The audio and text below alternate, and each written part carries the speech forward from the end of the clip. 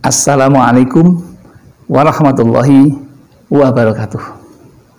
Bismillahirrahmanirrahim. Alhamdulillahirabbil alamin. Wa bihi nasta'inu ala umurid dunya waddin.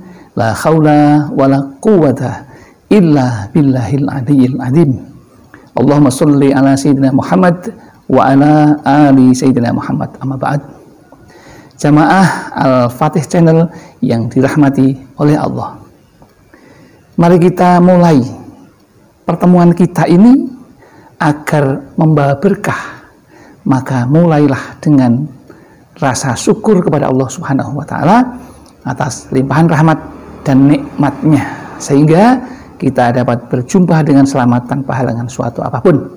Mari kita syukuri dengan mengucapkan kalimat tahmid, alhamdulillahirabbil alamin. Tidak lupa sholawat dan salam semoga tercurah keharibaan Nabi Muhammad Sallallahu Alaihi Wasallam, Nabi yang kita rindukan syafaatul uzmanya ketika kita di dunia dan di akhirat nanti. Selanjutnya ingin kami berbagi kepada saudara-saudaraku tentang ilmu yang kami harapkan bisa menambah pengetahuan agama dan menambah iman dan takwa kita. Apa itu? Tak lain adalah dengan judul hindarkan makanan jenis ini. Sebab gara-gara hanya sesuap saja doa kita akan ditolak selama 40 hari. Hanya satu suap nasi atau seteguk air yang kita minum. Kalau itu yang dimaksud dalam judul ini, maka kita akan rugi selama 40 hari. Doanya tidak akan dikabulkan. Kemudian makanan, minuman apa yang menyebabkan sampai begitu dahsyatnya 40 hari tidak diterima doanya? Tak lain dan tak bukan adalah makanan dan minuman yang haram, yang diharamkan oleh Allah, tidak boleh dimakan. Apa itu makanan, minuman yang diharamkan itu? Meskipun itu makanan atau minuman yang halal, tetapi dari hasil yang tidak halal, misalnya mencuri, korupsi, menjambret, menipu, judi, jualan miras, narkoba, dan sebagainya. Itu semua kalau diwujudkan dalam bentuk nasi lalu kita makan, maka nasi itu menjadi haram meskipun itu halal. Dan itu kerugiannya sudah kami sampaikan. Lalu ngomong-ngomong masalah haram, kita jadi ingat nasihat Rhoma Irama. Kita sekali-sekali yang santai-santai, ya. Bagaimana? Kenapa semua yang asik-asik itu diharamkan? Kenapa ya semua yang enak-enak itu yang dilarang? Itulah perangkap setan. Umpannya ialah bermacam-macam kesenangan. Kesenangan yang bagaimana? Misalnya mencuri, kan tinggal mengambil, tidak harus bersusah payah bekerja. Korupsi sama, mengambil yang tidak perlu kerja berat, sama dengan mencuri hampir. Kemudian apa lagi? Menjambret, merebut milik orang lain. Ini juga tidak susah payah, yang senang, yang menyenangkan. Karena apa? Itu rayuan setan agar kita menjadi temannya dan masuk ke neraka. Kemudian judul kaitannya dengan doa kita akan ditolak selama 40 hari ketika makan makanan yang haram.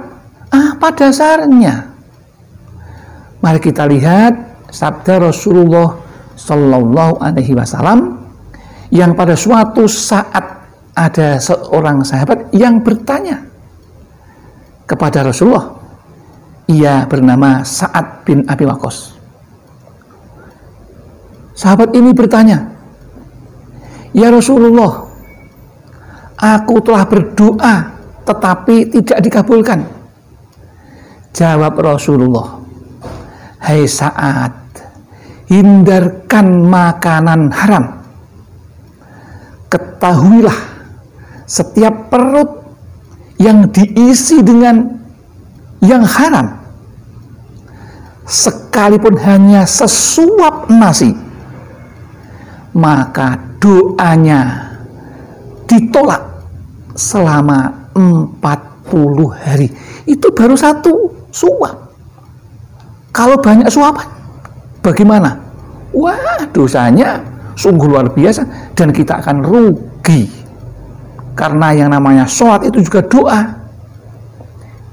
Maka sholat pun juga tidak akan diterima. Oleh karena itu harus berhati-hati. Ya? Makanya harus berhati-hati untuk makanan-makanan yang diharamkan. Hati-hati supaya doa kita, sholat kita, ibadah kita semuanya diterima oleh Allah Subhanahu wa Ta'ala. Mari kita ciptakan lapangan kerja. Kita tidak boleh malu. Kita bekerja mencari makanan, mencari rizki.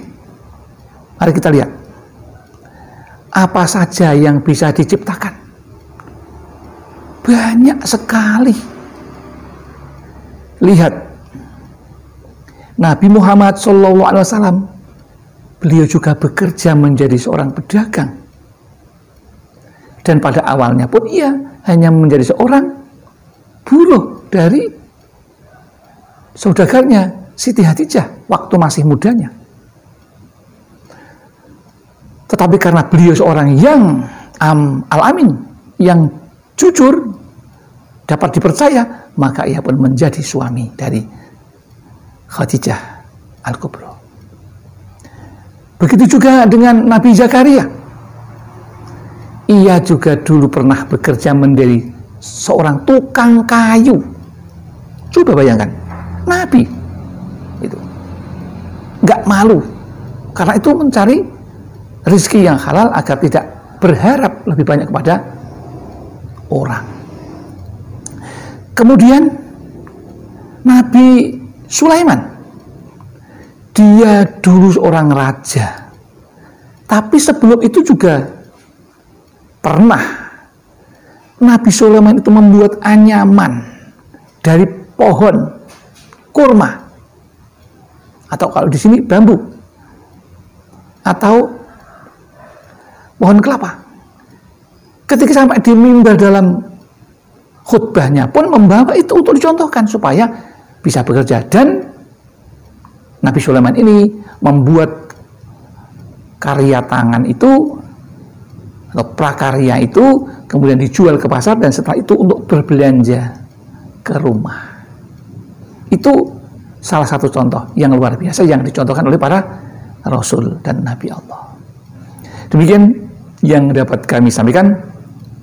Mudah-mudahan kita bisa menciptakan lapangan kerja, dan apapun yang ada di sekitar kita itu sebenarnya rahmat yang bisa menjadi rezeki kalau kita mensyukuri dan pandai memanfaatkannya. Demikian yang dapat kami sampaikan, mudah-mudahan ada manfaatnya. Apabila ada kekurangan dan kekhilafan, itu semuanya datang dari kami, karena kami merasa orang yang fakir akan ilmu, tempatnya salah dan lupa. Maka mudah-mudahan Allah memaafkan kesalahan kami, dan kalau ada benarnya itu semua milik Allah semata-mata. Alhamdulillah, akhirul kalam, billahi taufiq wal hidayah wal inayah wal barakah. Assalamualaikum warahmatullahi wabarakatuh.